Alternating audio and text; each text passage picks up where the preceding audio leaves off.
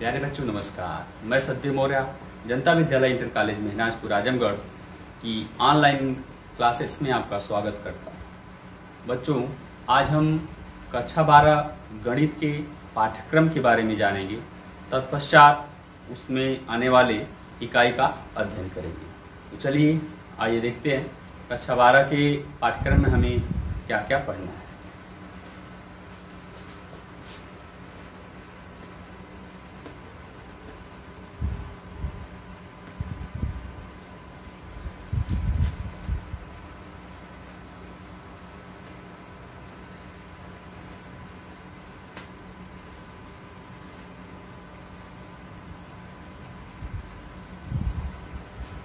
बच्चों, कक्षा 12 के गणित में हमें सबसे पहले तो ये जान लेना होगा कि हमें कितनी इकाई का अध्ययन करना है। तो हमें 6 इकाइयों का अध्ययन करना है। और वो इकाई कौन कौन सी है? सबसे पहले बच्चों है हमारा जो संबंध तथा फलन, दूसरी इकाई है हमारा बीजगणित, तीसरी इकाई है हमारा कैलकुलस, चौथी इकाई है हमारी सदिश तथा त्रिविमीय ज्यामिति, और 5वीं इकाई है हमारी रैखिक प्रोग्रामन, और 6वीं इकाई है हमारी बच्चों प्रायिकता। तो आइए मैं इसे क्रम से बोर्ड पर एक बार लिख देता हूं, क्योंकि यह गणित का प्रारंभ है। आपको पहले अपने पाठ्यक्रम के बारे में जानना होगा, तभी आप उसमें कुछ अच्छा कर सकते हैं। देखिए लिखते हैं हम इसका। जो हमारा पहला इकाई है, इकाई 1,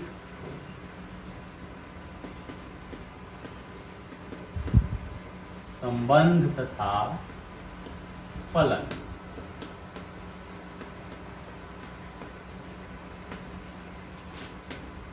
दूसरी इकाई है हमारा बीजगणित।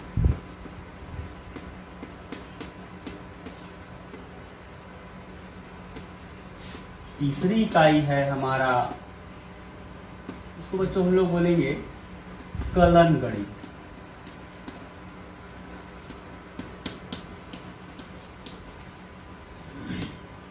चौथी इकाई है हमारा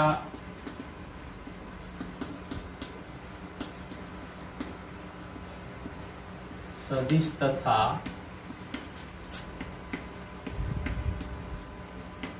त्रिविमीय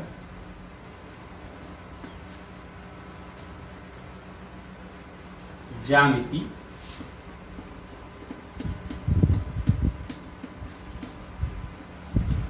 और 5वीं इकाई है हमारी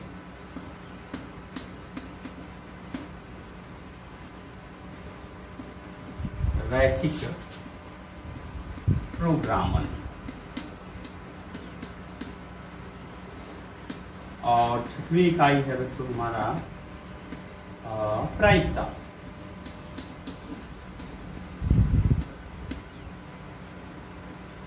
बच्चों इंग्लिश में हम इसे संबंध तथा फलन बोले, सॉरी बच्चों, इंग्लिश में हम इसे रिलेशन एंड फंक्शंस बोलेंगे, इसे अलजेब्रा बोलेंगे, इसे कैलकुलस बोलेंगे, इसे वेक्टर एंड 3 डायमेंशनल ज्योमेट्री बोलेंगे, इसे लीनियर प्रोग्रामिंग बोलेंगे, और इसे प्रोबेबिलिटी बोलेंगे। ठीक है ना? फिर से दोहरा दे रहा हूं, इसे रिलेशन एंड फंक्शन, इसे अलजेब्रा, इसे कैलकुलस, इसे वेक्टर एंड 3 डायमेंशनल ज्योमेट्री, और इसे लीनियर प्रोग्रामिंग, और इसे प्रोबेबिलिटी। तो बच्चों आप और ये भी बात जान लीजिए कि इसमें जो सबसे बड़ा अंक आपसे यूपी बोर्ड में पूछा जाता है, सबसे अधिक प्रश्नों का प्रश्न, वो है हमारा कैलकुलस, कलन गणित। ये 44 नंबर का बच्चों आता है। और ये जो पार्ट है ये हमारा लगभग 13 नंबर का आता है। हम आपको ले चलेंगे, अलजेब्रा पढ़ाएंगे, फिर उसके बाद कलन गणित पढ़ाएंगे, फिर उसके बाद ये सब पढ़ाएंगे, और फिर उसके बाद 5वीं ये पढ़ाएंगे रैखिक प्रोग्रामन, और तब जाके उसके बाद हम आपको संबंध तथा फलन पढ़ाएंगे, और लास्ट में चलेगा प्रायिकता का लेसन। ठीक है? ऐसा आप ही लोग के कहने से हो रहा है। आप ही लोग बोले थे सर पहले आप बीजगणित का टॉपिक हमें पढ़ाएं। ठीक है? तो आइए बिन देर किए हम सबसे पहले स्टार्ट करेंगे अलजेब्रा को, मतलब बीजगणित को।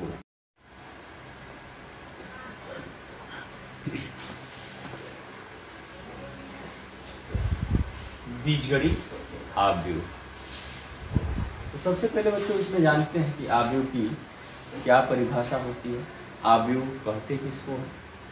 तो देखिए ये आव्यूह, इसको हम लोग इंग्लिश में मैट्रिक्स बोलते हैं। इसकी परिभाषा होती है संख्याओं या फलनों के आयताकार क्रम विन्यास को आव्यूह कहते हैं। इसे अंग्रेजी के कैपिटल लेटर जैसे ए बी सी इत्यादि से प्रदर्शित करते हैं। ये देखिए A = 1 2 3 4 5 6 7 8 9, यह एक आव्यूह है। ये B = sin x cos x 0 tan x, यहाँ पर मैंने संख्याओं का प्रयोग किया है और यहाँ पर कुछ त्रिकोणमितीय फलनों का प्रयोग किया है। इसके अंदर संख्याएं भी हो सकती हैं, इसके अंतर्गत फलन भी हो सकते हैं, क्योंकि परिभाषा में आपने लिखा है संख्याओं या फलनों। तो इस तरह से देख रहे हैं कि इसके अंदर ये जो संख्याएं आ रही हैं, इन संख्याओं को मैंने यहाँ लिखा है आव्यूह के भीतर लिखी संख्याओं या फलनों को आव्यूह का अवयव कहते हैं। तो ये सब आव्यूह के अवयव हो गए। उसी तरह से यह फलन भी आव्यूह का क्या कहलाएगा, अवयव कहलाएगा।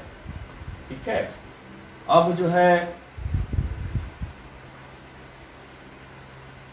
थोड़ा इसमें और एक कंसेप्ट है, उसको भी जान लेते हैं कि ये जो क्षैतिज रेखाएं होती हैं, ये ऐसे मतलब क्षैतिज, इनको हम लोग पंक्ति बोलेंगे। उसी तरह से ये जो जा रहा है, ये भी क्या है, पंक्ति। ये पहली पंक्ति, ये दूसरी पंक्ति, ये तीसरी पंक्ति। तो क्षैतिज रेखाओं को पंक्तियां तथा अब ये जो ऊर्ध्वाधर रेखाएं आपको से नीचे आ रहे हो, ऊर्ध्वाधर रेखाओं को हम लोग स्तंभ बोलेंगे, कालम। इसको क्या बोलेंगे, क्षैतिज रेखाओं को, जैसे ये पहला रो हो गया आपका, ये दूसरा रो हो गया आपका, ये तीसरा रो हो गया आपका। उसी तरह से ये पहला कॉलम हो गया, ये दूसरा कॉलम हो गया, ये तीसरा कॉलम हो गया। बात समझ में आ गई। क्षैतिज रेखाओं को पंक्तियां और ऊर्ध्वाधर रेखाओं को स्तंभ कहा जाता है। अब इसकी आवश्यकता क्यों पड़ी, अब हम इसके आगे थोड़ा जानेंगे कि आव्यूह की कोटि क्या होती है।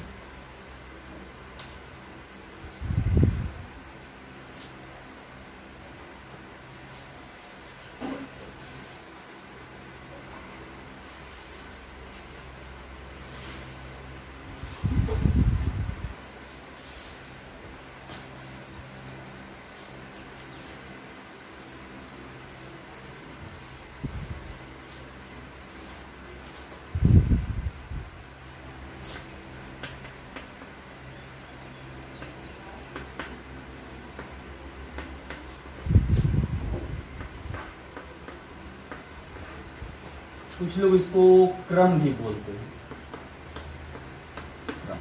आव्यूह की कोटि या क्रम।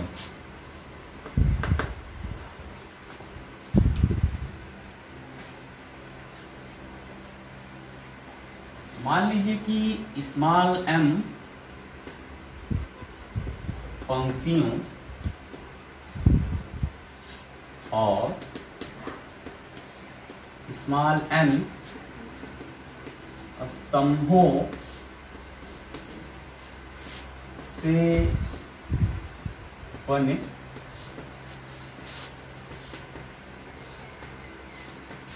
आव्यूह की कोटि m क्रॉस n होती है।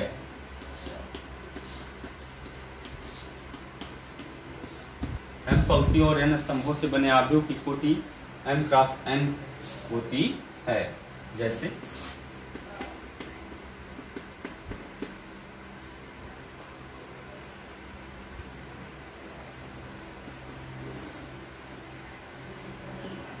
A11, A12, A13, A14 and dot dot dot A1n।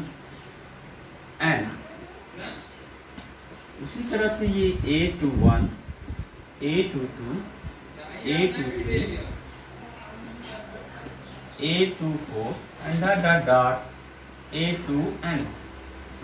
ये थोड़ा और आगे ले जाएंगे आप तो आ जाएगा AM1, AM2, AM3, AM4 and dot dot dot, यहाँ लास्ट में आ जाएगा AMN। ठीक है, यह जो है M क्रॉस N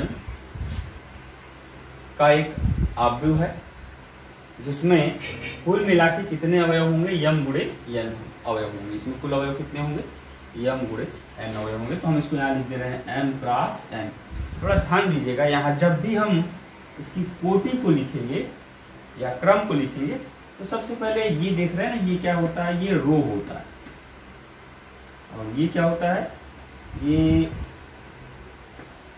कॉलम होता है। ये वाला जो पहला रहेगा वो क्या रहेगा, रो, तो दूसरा वाला रहेगा वो क्या होगा, कॉलम। तो ध्यान रखिएगा, जब किसी आव्यूह का हमें कोटि लिखना होगा तो सबसे पहले हम रो को लिखेंगे, बाद में किसको लिखेंगे, कॉलम को लिखेंगे। तो इस तरह से यह एक m क्रॉस n के कोटि का एक व्यापक आव्यूह हुआ। आप चाहें तो इस आव्यूह को संक्षिप्त रूप में भी लिख सकते हैं। लिखेंगे इसे व्यापक रूप से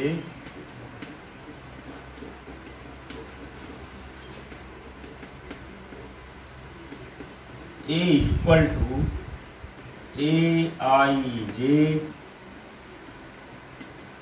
M क्रॉस n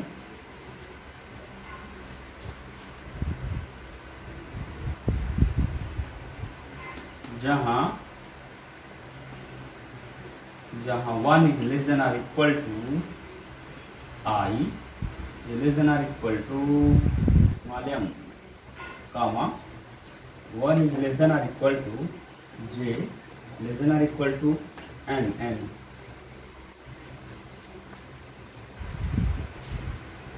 है,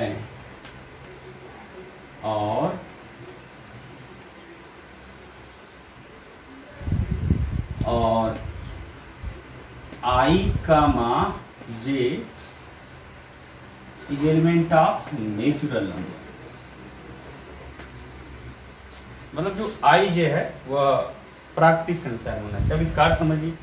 अब हम आगे से जब किसी मैट्रिक्स को लिखेंगे व्यापक रूप में, तो इतना बड़ा, अभी तो 12 के स्तर में इतना बड़ा आपको लिखा हुआ मिल जाएगा, लेकिन थोड़ा अपर कक्षाओं में आप जाएंगे तो इतने बड़े मैट्रिक्स को शार्ट में ऐसे ही लिखा जाएगा कि A equal to AIJ M cross n। इसको देख के समझ जाएंगे क्या, इसमें m रो और n कॉलम है, जहां इसमें बताया जा रहा है कंडीशन जहां I का मान 1 से लेकर m तक हो सकता है और j का मान 1 से लेकर n तक हो सकता है, और दोनों IJ प्राकृतिक संख्या होनी चाहिए। अब बात ये आती है कि ये जो AIJ है, यह AIJ किसी भी आव्यूह का व्यापक अवयव कहलाता है। कौन, AIJ, क्योंकि AIJ से ही हमारी यह पूरा इतनी बड़ी मैट्रिक्स बन गई है। तो ध्यान रखिएगा कि AIJ को मैट्रिक्स का या आव्यूह का व्यापक अवयव कहते हैं, जिसमें यह जो अवयव है ये आईवें पंक्ति और जेवें स्तंभ में स्थित है। अगर हम बात करें इसमें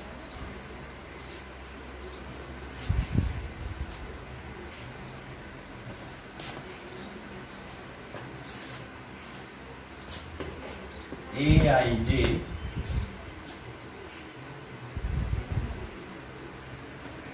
आव्यूह का व्यापक अवयव कहलाता है।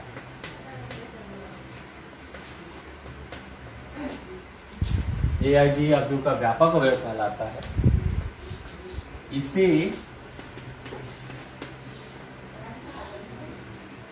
जो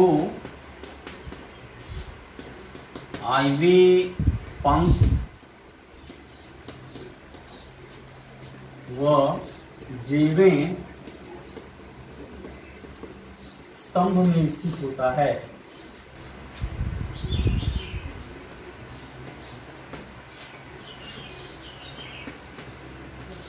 होता है।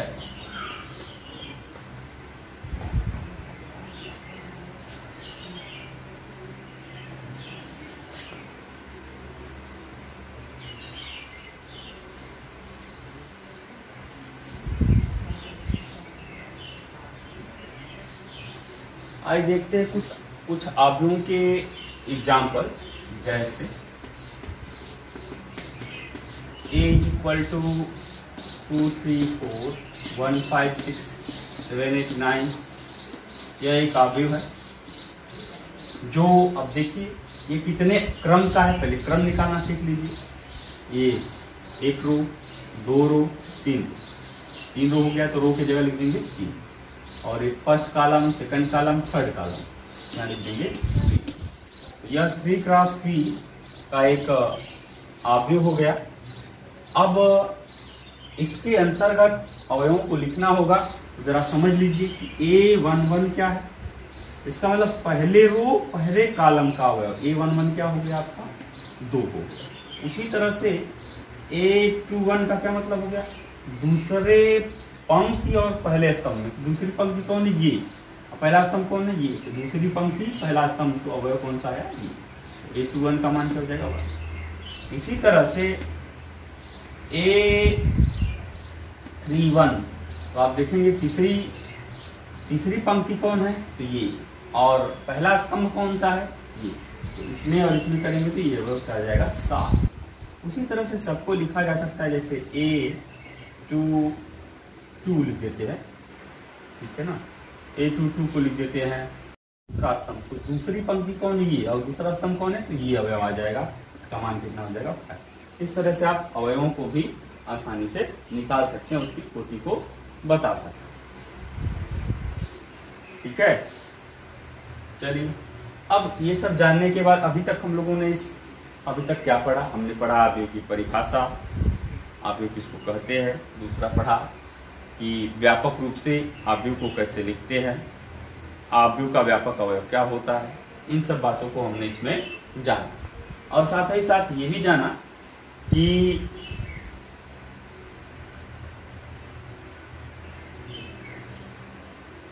अवयव की कोटि कैसे निकालते हैं। अभी हमने देखा बच्चों कि यदि किसी अवयव में n अवयव होते हैं तो उसमें कुल अवयवों की जो संख्या होती है वह m इंटू n होती है। अर्थात यदि किसी अवयव में m पंक्ति हो और n अवयव हो तो उसमें अवयवों की कुल संख्या कितनी होती है, m इंटू n। अब हम एक एग्जाम्पल आपके सामने रखते हैं। यदि हमें पता हो कि यदि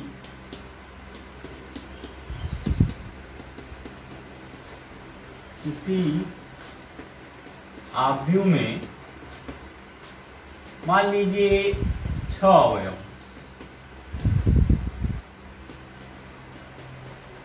तो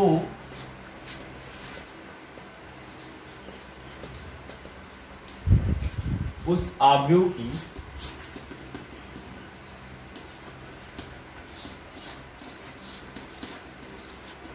कोटि ज्ञात की।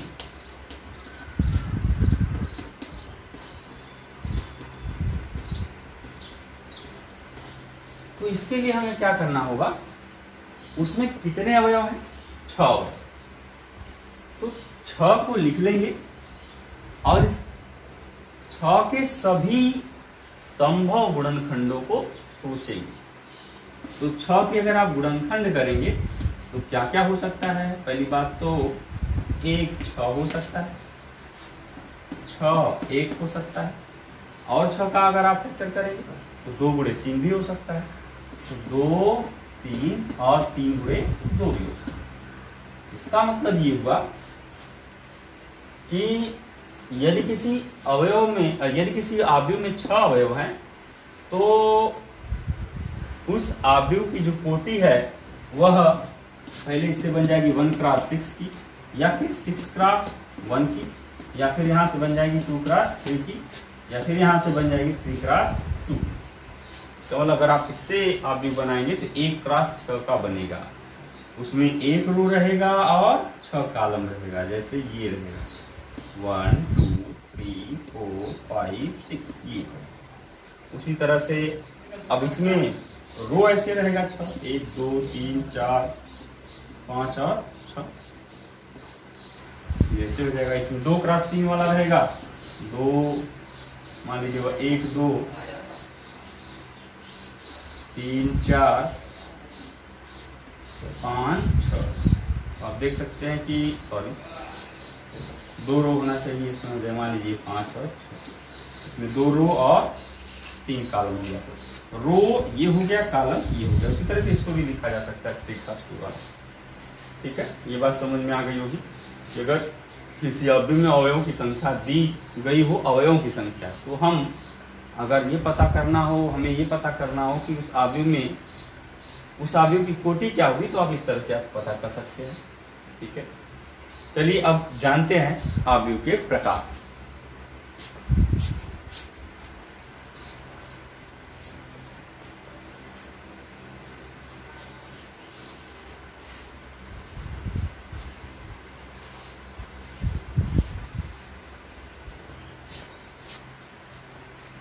अवयव के प्रकार।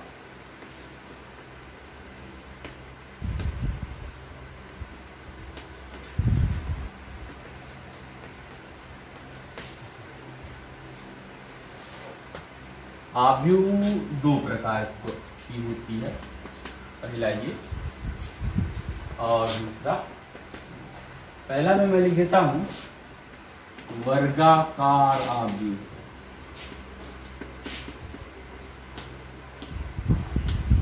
और दूसरे में लिख देता हूं आयताकार अवयव।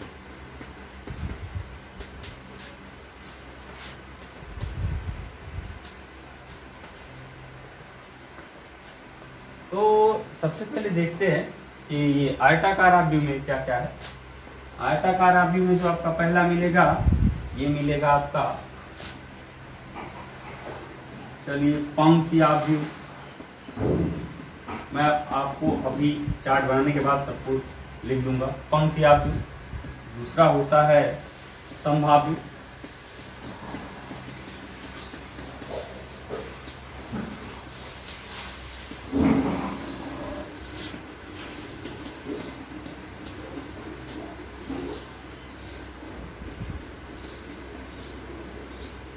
क्षैतिज अवयव। और चौथा होता है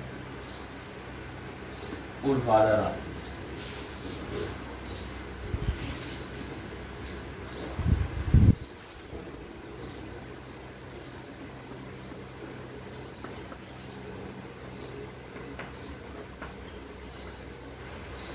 और ये जो वर्गाकार अवयव होता है, इसमें सबसे पहले तो अगर हम कैरेक्टराइज करें तो ये वर्गावयव ही निकलेगा। ये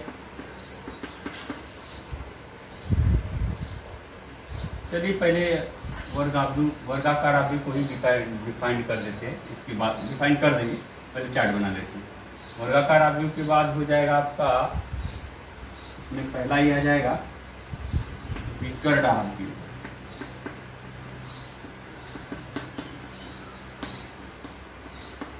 दूसरा आ जाएगा अदिश अवयव।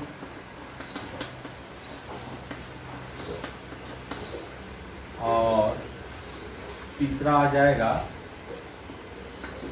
तत्सम अवयव। और एक अवयव मैं और यहाँ लिख देता हूँ जो दोनों में आ सकता है, आयताकार में भी आ सकता है, वर्गाकार में भी आ सकता है। उसको मैं लिख देता हूँ यहाँ पर शून्यावयव। आप इसको दोनों में ले सकते हैं, इधर भी ले सकते हैं और इधर भी ले सकते हैं। ध्यान रखिएगा जो हमारा विकर्ण अवयव है, ये विकर्ण अवयव को भी 2 हिस्सों में बांटा गया है।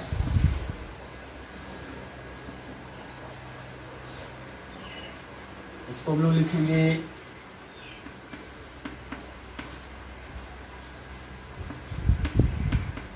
ऊपरी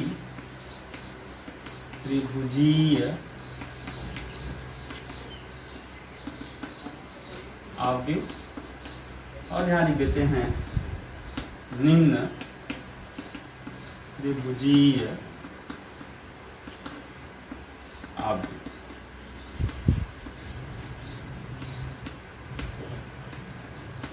तो इस तरह से अवयव के इतने प्रकार हो गए। मैंने अवयव को केवल 2 भागों में बांट दिया, वर्गाकार अवयव और आयताकार अवयव। आयताकार आव्यूह में सबसे पहले पंक्ति आव्यूह आएगा, स्तंभ आव्यूह आएगा, क्षैतिज आव्यूह आएगा, ऊर्ध्वाधर आव्यूह आएगा। अब वर्गाकार आव्यूह में पहले विकर्ण आव्यूह आएगा, फिर अदिश आव्यूह आएगा, फिर तत्समक आव्यूह आएगा, फिर और एक शून्य आव्यूह है जिसे आप दोनों में रख सकते हैं। और जो विकर्ण आव्यूह है दो भागों में बांटा गया है, ऊपरी त्रिभुजीय आव्यूह और निम्न त्रिभुजीय आव्यूह। तो अब ये चार्ट आप काफी पर नोट कर लीजिएगा, मैं धीरे धीरे सबकी डेफिनेशन को आपको बताता